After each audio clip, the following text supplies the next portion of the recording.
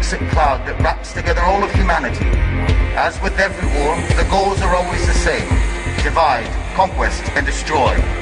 The only difference is now, the weapons are not guns or bombs or missiles. They are called spread, BCE, swap, austerity, fiscal compact, ESM, credit rating, and many more. They're equally strong weapons of mass destruction. But it's the army of the finance speculation, the one who strangles the economy, the one who harasses the democracies, the one that makes us scared slaves, the one that imposes a lifestyle upon all of us that we don't like. It seems we're watching the dawn of a new era, a period where discoveries in all of the different sectors of science and medicine should have allowed an easier life for us, to have defeated all the diseases and world famine. We would all have had far more free time because the machines would have worked for us, but it hasn't gone that way. The modern world obviously needs some improvement. Cancer and other epidemic diseases are responsible for deaths at an unstoppable rate. The pandemic spreads globally and increases like the incomes for the pharmaceutical industries. Hunger in the world has not been defeated. Violence keeps devastating entire world areas, and the situation of poverty is forcing entire populations to migrate. The United States are just like the old and beloved Europe, where the social differences are getting wider. Rich people are becoming more rich. The middle class is being pushed towards poverty, and the lower class spirals uncontrollably towards misery. America is still under the crisis path of subprime mortgages that definitely undermines the last bit of security in people, and instead has generated a negative domino reaction overseas. On the other side, the European side, the EU states themselves are so strangled by debt balance sheets that a big part of the state income is destined to pay just the interest without any possibility to reduce the debt itself. America and Europe should have been the ones supported by the rest of the world. Instead, they have been crushed by the most powerful financial crisis in history, which has brought social and cultural implications still to be fully understood. Are we so sure that the American and European situation had different origins as the media wants us to believe? Or instead, are they just two faces on the same coin? Maybe it's the final attack for the world supremacy from an entity that doesn't have a flag or state or affinity. The New World Order, the one of finance, which has slowly taken control, taken it away from the politician, which has in turn become a slave to the system. Nobody tries to raise their voice. No single representative of the sovereign population dares to speak up.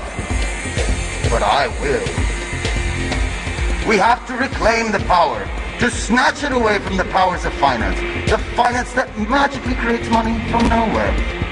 We must instead give it back to the citizens of the economy in the name of prosperity, wealth, and freedom. No political leader will ever say that money is being printed in a private institution. However, the European Central Bank is private, and the American Federal Reserve is private, and yet the banks flutter on nothing. You must know that if tomorrow all the owners of bank accounts and other deposits should arrive in the bank to take away their cash, only the first 3% could be satisfied before finishing the cash money. Don't believe me? Have a look at what Cyprus is facing now. More countries are destined to follow. Maurice Allais, winner of the Nobel Prize for Economics, wrote in 1999, "The actual money creation from nowhere operated by the bank system is identical to the creation of money by forgers.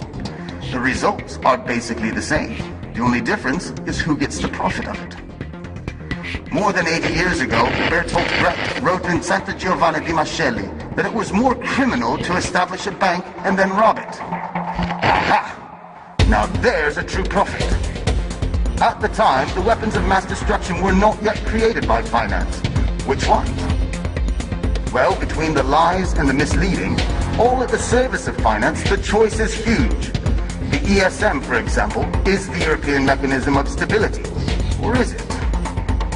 The new Save the State funds, or as we all know in reality, are the bailouts to help just the banks and businesses. Just take a look at Greece.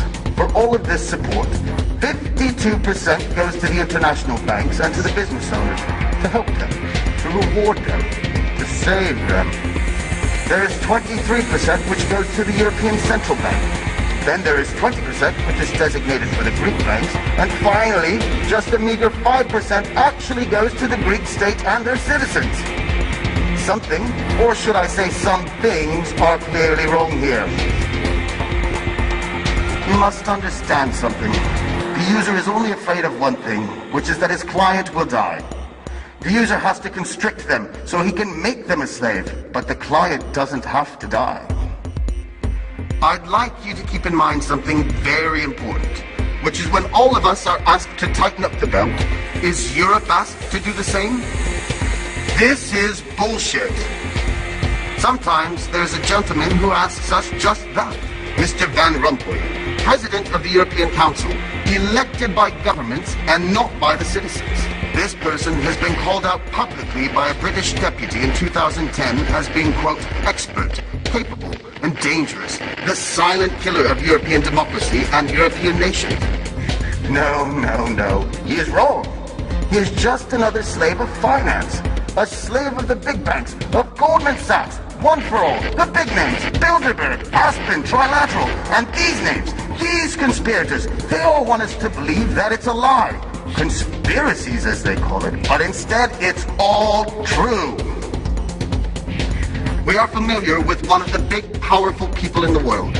50 years ago, in 1963, President Kennedy signed the 1110 Act, where he took away the exclusivity from the Federal Reserve and gave the Treasury Department the faculty to print money. This was a big strike to overpower the Fed, which, by the way, is a private bank, and also the banking system.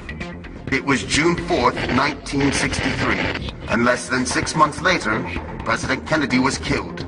Coincidence? Obviously. You must realize that changing politics is simply not enough. Even swapping out the old castes in the current parliament won't work. The real revolution is an internal act. It is in our conscious, and it is based on changing our mental perception, to pass our egocentrism, and to acknowledge what is the final goal in our society. Not the profit for a few, but a wealth for all.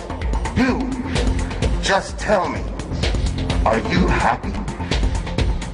So, from this moment, since the finance started the war, I declare to the men and women of power, so big, so few, so timid, with what weapons shall we fight back?